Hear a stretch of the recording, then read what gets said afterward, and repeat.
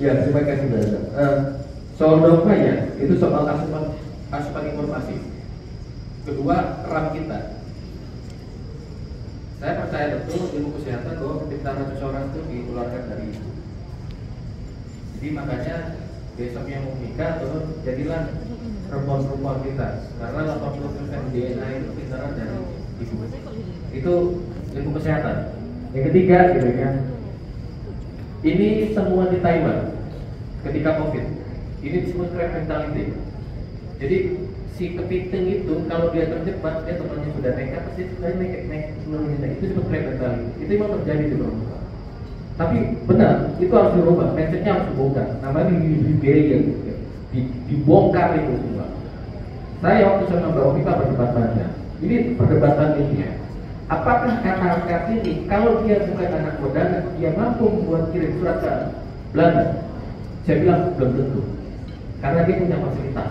Ini saya bongkar Mbak Omika, dan dia terima bahwa kalau dia tidak punya fasilitas, punya aset, dia belum tentu mengirim surat itu.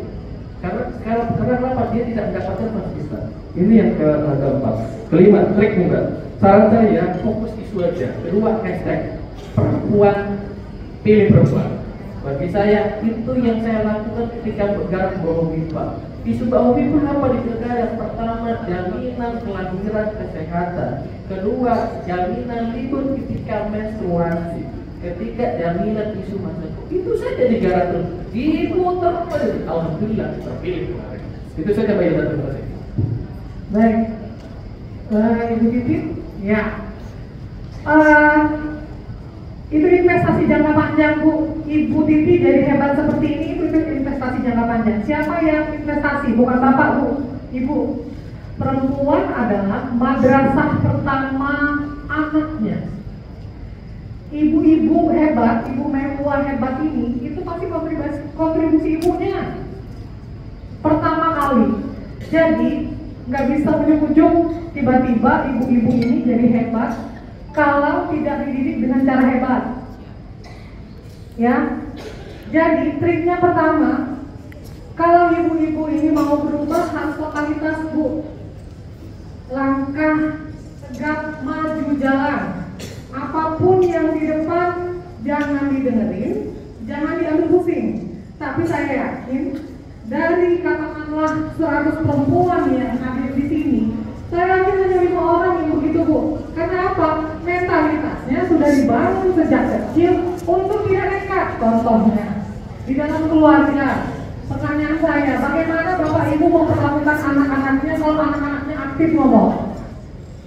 Ibunya bilang abakan, katanya pusing, katanya mak dengar kamu ngoceh terus. Masa mereka diam? Anak aktif ngomong malah dimarahin. Akhirnya besok-besok anaknya gak mau ngomong. Dia sekolah di SD. Gurunya bilang apa? Anak-anak jangan banyak ngomong, jangan ribut, tertib.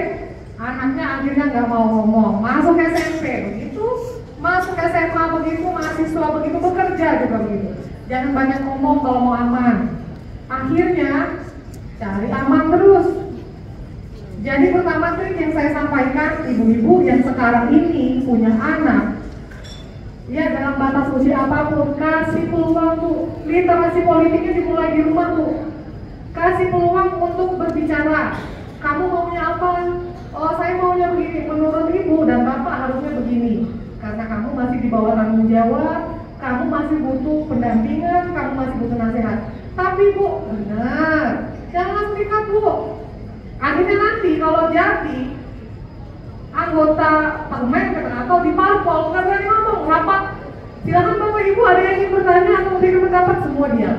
Karena apa? Selama ini diajarin jangan banyak ngomong, nggak baik banyak ngomong. Benar nggak? Nah, jadi Ibu ada perbedaan. Kalau treatmentnya buat ibu-ibu yang sekarang ini, itu harus pakai cambuk Bu. Harus pakai cambuk Bu supaya berhasil kayak Ibu Titin. Supaya pintar ngomong harus pakai cambuk. Kalau ngomong nggak punya ngomong, mundur. Siapa yang mau maju? Nah gitu Bu. Tapi literasi politik masih bisa Ibu lakukan kepada kader minimal. Anak-anak muda yang di belakang itu potensial Bu. Silakan didampingin. Kasih kasih mereka ruang untuk bicara dan menyampaikan pendapat. Itu modal awal. Soal materi itu nanti